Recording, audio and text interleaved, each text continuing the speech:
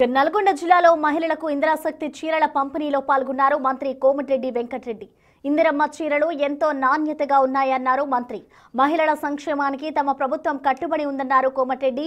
ఇటు మహిళలను కోటీశ్వరులను చేయడమే తమ ప్రభుత్వ లక్ష్యమన్నారు.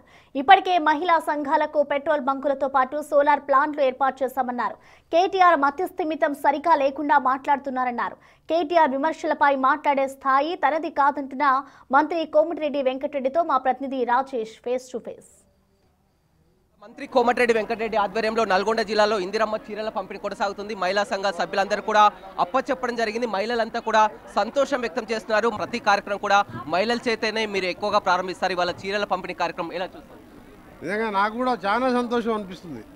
ఎందుకంటే ఈరోజు కాంగ్రెస్ పార్టీ ప్రభుత్వం వచ్చి ఒక్కొక్క కార్యక్రమం చేస్తున్నాం. గతంలో ఉన్న ప్రభుత్వం ఎన్నో అప్పులు చేసి దాని వడ్డీలు కట్టలేక ఆర్థికంగా ఇబ్బందులున్నా మహిళలకు దాదాపు ఇప్పటికీ 8,000 కోట్ల రూపాయలు ఉచితంగా ఆర్టీసీ బస్సులో 250 కోట్ల మంది ప్రజలు అమ్మగారింటికి పోయినా, దేవుని గుడికి పోయినా, ఏదైనా పెళ్లిళ్ళకి పోయినా మా నల్గొండ జిల్లాలో 1,900 కోట్ల వరకు వడ్డీ లేని రుణాలు సమమాన సంఘాన్ని 1,900 కోట్లు ఇప్పించడం జరిగింది.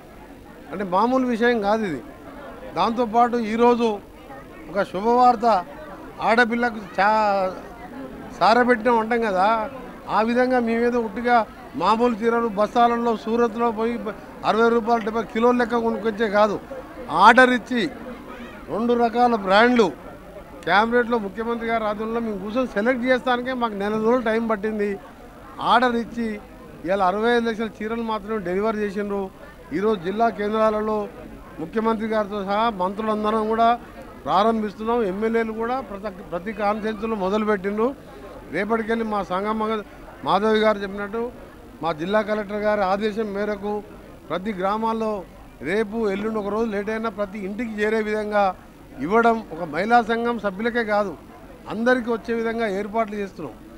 ఇప్పటికి మేము ఆర్డర్ ఇచ్చిన కోటి చీరల్లో 65 లక్షలే వచ్చినాయి.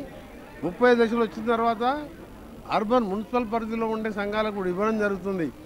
ఈ చీరలు చారలతోనే మా ముడిబట్టలు వీళ్ళని ఏ విధంగా పెట్రోల్ బంకులు ఆర్టీసీ బస్సులు కొని సంఘాలకు ఇస్తే వాళ్లకు కిరాయి వస్తున్నది. ఇవాళ పెట్రోల్ పంపు నారాయణపేట జిల్లాలో మొదలైంది. నారాయణపేట జిల్లా కేంద్రంలో నెలకు 4 లక్షలు మిగులుతున్నట్టు మన కలెక్టర్స్తో మేము వీడియో కాన్ఫరెన్స్లో ముఖ్యమంత్రి గారు మాట్లాడినప్పుడు సంఘం వాళ్ళు చెప్తున్నారు, భర్తకు చేదోడు వాదోడుగా వీళ్ళు కూడా కొద్దిగా సంపాదిస్తే వీళ్ళ పిల్లల్ని కూడా మంచిగా చదివించుకొని ఆర్థికంగా భర్తకు చేదోడు వాదోడుగా ఉండటానికే కోటీశ్వరులని పెట్టుకున్నాం టార్గెట్. అలా కోటీశ్వరులు అవుతారా, 50 లక్షలు సంపాదిస్తారా, 10 లక్షలు సంపాదిస్తారా, తర్వాత ప్రయత్నం అంటూ మొదలు పెట్టాలని ఇలా ఇంత పెద్ద ఎత్తున కార్యక్రమం మొదలుపెట్టారు. రాష్ట్రంలో 1,00,000 కోట్ల విలువ చేసే భూములను కూడా కబ్జా చేస్తున్నారు సీఎం రేవంత్ రెడ్డి. అదేవిధంగా వాళ్ళ అనుచరులు తమ్ముళ్లను కూడా బీఆర్ఎస్. ఎందుకంటే 9 సీట్లలో 23 ఎలక్షన్లో ఓడిపోయిన ఎమ్మెల్యే కేసీఆర్ ఫామ్ హౌస్కి వెళ్ళి బయటకు వస్తలేడు. మన ప్రచారానికి కూడా రాలేదు. జూబ్లీహిల్స్కు పార్లమెంట్లో 1 సీట్ రాలేదు, అన్ని డివైడ్ పోయినాయి. జూబ్లీహిల్స్లో ఓడిపోయినారు. దాంతో కొంచెం మానసికంగా బాధపడి మానసికంగా ఆందోళనలో ఉండి ఏదో మాట్లాడుతుంది. దాని మీద నా స్థాయిలో మాట్లాడితే కేటీఆర్ ఏంది, ఆ కేసీఆర్ కొడుకు పేరు వచ్చింది. నేను 6 సార్లు ఎమ్మెల్యే నా సొంతంగా వచ్చిన. మా నాయన ఎమ్మెల్యే కాదు, నేను రైతు కుటుంబంలో పుట్టాను. చూడొచ్చు, మొత్తం మీద మహిళల్ని కోటీశ్వర్లని చేయడమే లక్ష్యంగా కూడా మొత్తం కాంగ్రెస్ ప్రభుత్వం అధికారంలోకి వచ్చిన తర్వాత కూడా మహిళలకు ఇప్పటికే సోలార్ ప్లాంట్లు, పెట్రోల్ బంకులు ప్రతిదీ కూడా మహిళల పేర్లతో కూడా చేస్తున్నటువంటి పరిస్థితి కనిపిస్తుందని చెప్పవచ్చు. అదేవిధంగా బీఆర్ఎస్ వర్కింగ్ ప్రెసిడెంట్ నిన్న చేసినటువంటి ఆరోపణలన్నీ కూడా మతిలేని ఆరోపణలు. 1,00,000 కోట్ల రూపాయలు కొల్లగొడుతున్నారు, ప్రభుత్వ భూములను కబ్జా చేస్తున్నారని సీఎంపై మాట్లాడము అది విడ్డూరంగా ఉంది. వారు ఓడిపోయినటువంటి స్థితిలో మానసిక స్థితి సరిగా లేక ఆ విధమైనటువంటి వ్యాఖ్యలు చేస్తున్నారని కూడా మంత్రి కోమటిరెడ్డి వెంకటరెడ్డి చెప్తున్నారు. రవితో రమేష్, బిగ్ టీవీ.